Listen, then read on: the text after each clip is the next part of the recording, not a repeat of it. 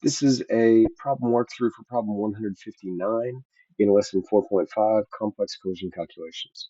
Again, we are working with elastic and inelastic collisions. However, we are now combining those calculations with momentum with acceleration and displacement, as well as horizontal and vertical motion from previous lessons. In problem 159, block A is sliding towards block B with a velocity of 3 meters per second. The two are going to stick together and fall off the table. All right, so stop right there and talk about this. They're going to stick together, and that means that we have an MT and a VT heading in that direction. So they're going to fall off the table, and we need to know how far horizontally will the two travel if they're in the air for 2.3 seconds. So this is our next clue, horizontally. So that means that VT is actually a horizontal velocity. So in our plan, we need to do an inelastic collision in order to find our horizontal velocity.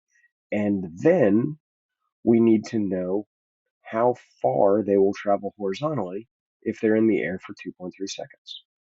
So let's start with A.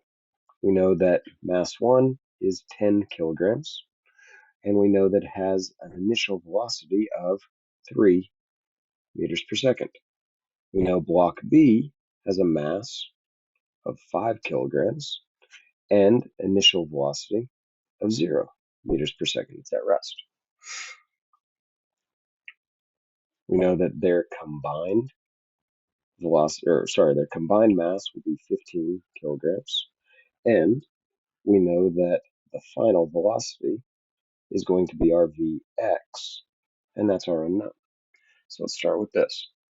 So m1 v1 plus m2 v2 equals mt vt. Let's plug in our numbers.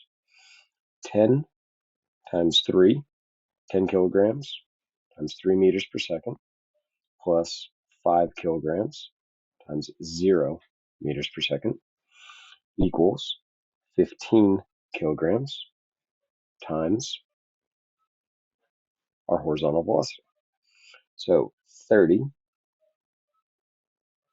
plus 0 equals 15 VT.